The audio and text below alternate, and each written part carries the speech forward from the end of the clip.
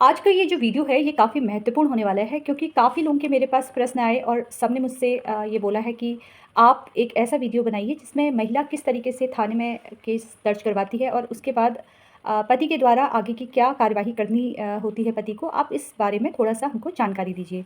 चलिए शुरू करते हैं। अभी तक जिसने मेरा चैनल सब्सक्राइब नहीं किया है वो मेरा चैनल सब्सक्राइब कर दीजिए और अधिक से अधिक इस वीडियो को शेयर कीजिए कि काफ़ी लोगों को इसकी जानकारी हो। देखिए, अक्सर पति और पत्नी के बीच में मतभेद हो जाता है और मतभेद होने का कारण कुछ भी हो सकता है और पत्नी आप पर झूठा आरोप अगर लगाती है या वो ससुराल छोड़कर मायके चली जाती है। पत्नी के द्वारा अधिकतर केसों में ये देखा गया है कि पत्नी अपने पति से लड़ाई झगड़ा करती है और अपने मायके जब पहुंच जाती है तो मायके में रहने के बाद उसके पेरेंट्स के द्वारा, उसके भाई-बहनों के द्वारा या उसके दोस्तों के द्वारा उसे बोला जाता है कि तुम्हारे पति ने तुम पर बहुत अत्याचार किया है। तो क्यों ना तुम एक बार अपने पति को थोड़ा परेशान करने के लिए आप केस कर दो। ऐसा करो कि महिला थाने में जाइए और अपना मामला दर्ज अगर आप करवा देती है तो पति आपकी हर एक बात मानने लग जाएगा। अगर पत्नी के द्वारा झूठी बातें भी पत्नी को मनवानी होती है तो भी वो इन छोटी-छोटी चीज़ों का सहारा लेती है पति को परेशान करने के लिए। तुरंत जो है महिला थाना चली जाती है और कुछ लोगों के बहकावे में आकर भी महिलाएँ अपना घर तबाह कर लेती हैं, जो मुझे लगता है मेन कारण होता है। सोच समझकर उस समय वो फैसला नहीं लेती है और बाद में उनको कुछ महिलाओं को पछतावा होता है कि हमने ऐसा क्यों किया। लेकिन अगर महिला ने अब थाने चले गई है, मान लीजिए कि पत्नी थाने चली गई है। अब जब वो थाने जाती है तो अधिकतर जो मामला बनता है वो 498 के तहत वो थाने में जाती है और आप पर आरोप लगाती है, झूठा आरोप लगाना शुरू करती है। क्योंकि कहीं न कहीं उसके परिवार की ओर से, उसके दोस्तों के द्वारा, उसके नाते रिश्तेदारों के द्वारा उसे ये गाइड किया जाता है कि तुम्हें थाने जाकर ऐसा करना है।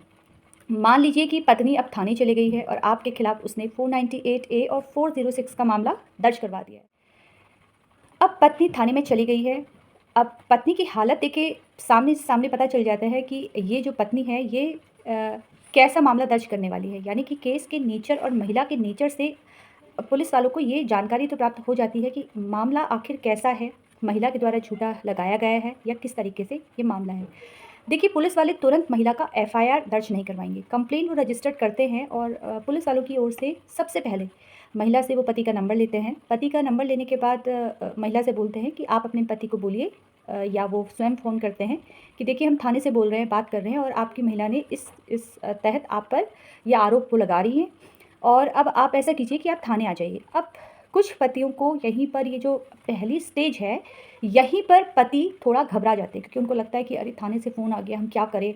हम जाएँ या ना जाएँ या फिर हम तुरंत बेल ले लेते हैं, अग्रिम ज़मानत के लिए बेल लेना हमारे लिए ठीक है। देखिए, अगर इस तरह की सिचुएशन है तो अगर आप पर झूठे आरोप लगाए गए हैं, आपको मालूम है कि पत्नी के द्वारा झूठे आरोप लगाए गए हैं, तो आपको डरने की बिल्कुल भी ज़रूरत नहीं है। आप थाने से अगर फ़ोन आता है तो आपको तुरंत सबसे पहले थाने में जाना है और पुलिस वालों को भी बताना है कि भई मैं तो इसको लेने के लिए ये इतने समय से मायके में थी और मैं इसको लेने के लिए बार-बार इसके घर गया, बच्चों से बात करना चाह रहा था, बच्चों से भी इसने बात नहीं करने दी। अपने माता-पिता के साथ मैं इसको लेने के लिए, इसको मनाने के लिए चला गया, नाते रिश्तेदारों के साथ चला गया, लेकिन ये तो बिल्कुल आने को रेडी ही नहीं है। ये सारी चीज़ें अपनी बात आपको पुलिस वालों के समक्ष रखनी है। ये जो छोटी-छोटी चीज़ें होती हैं, ये काफ़ी महत्वपूर्ण होती है।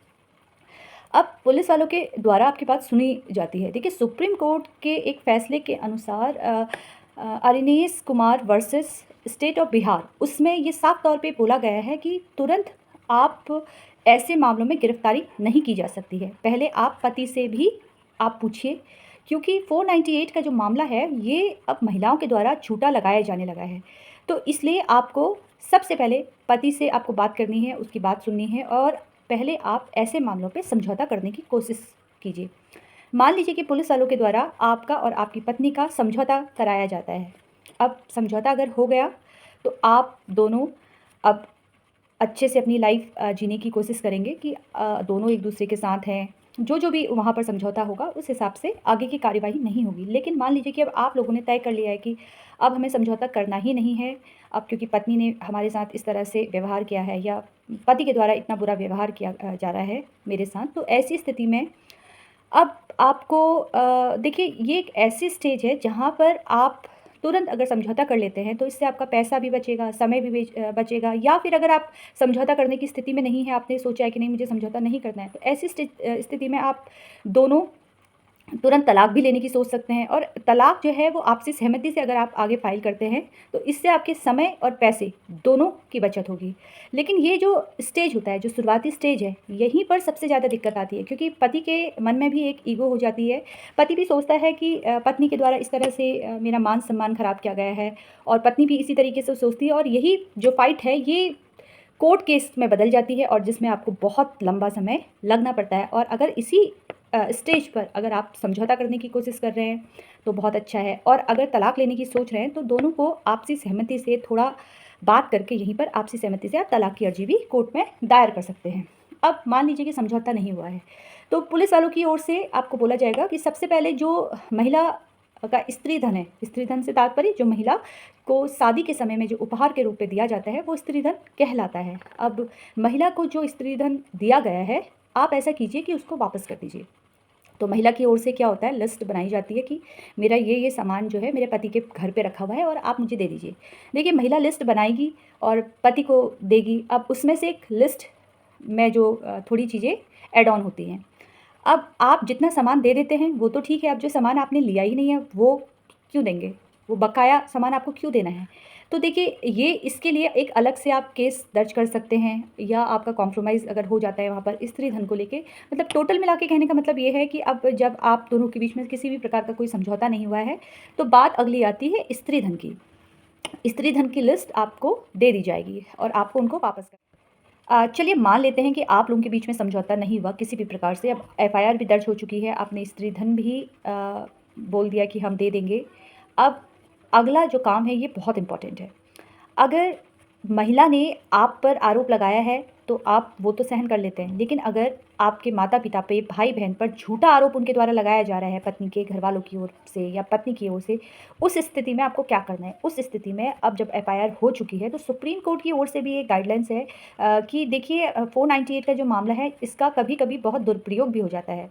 ऐसी स्थिति में आप पुलिस वालों से कह सकते हैं कि मेरे माता पिता का नाम यहाँ पर से हटवा दीजिए, उन पे झूठे आरोप हैं, या भाई बहन का नाम हटवा दीजिए। अगर वो इस तरह से मान जाते हैं और केस का नेचर देखते हैं और उनको भी अंदेशा होता है कि हाँ, महिला के द्वारा इन पे सचमुच ऐसा अत्याचार हो रहा है, झूठा आरोप हो सकता है कि इन पर लगाया जाए, तो वहाँ पर पुलिस वाले नाम हटा देते हैं।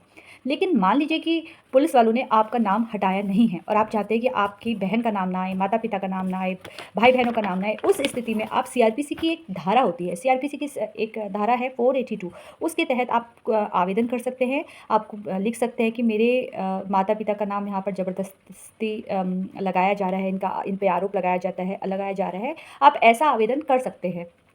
अब मान लीजिए कि एफआईआर भी हो गई आपका, ये बहुत इंपॉर्टेंट काम है।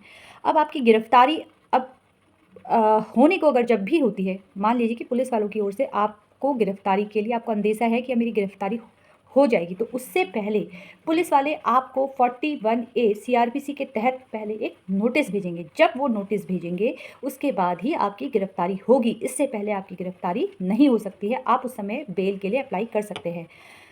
देखिए, जब भी पत्नी की ओर से एफआईआर दर्ज होती है तो पुलिस वाले एविडेंस के लिए देखते हैं, एविडेंस की मांग करते हैं पत्नी से। अगर महिला को मारपीट कर रखी है तो उसका मेडिकल रिपोर्ट मांगी। कि मैंने आपको पहले बताया कि गिरफ्तारी से पहले सीआरपीसी का एक सेक्शन है 41A, उसके तहत ही आपको नोटिस भेजा जाएगा, उसके बाद ही आपकी गिरफ्तारी होगी। गिरफ्तारी होने के बाद आपकी पत्नी के बयान दर्ज होंगे, एविडेंस कलेक्ट होगा और मेडिकल के लिए भी आपकी पत्नी को भेजा जा सकता है। ये सारी चीज़ें जो चार्जशीट बनती है उसके साथ अटैच लगाई जाती है, और इसके बाद चार्जशीट जो है वो कोर्ट में पहुंच जाती है और उसके बाद आगे की प्रक्रिया शुरू होती है।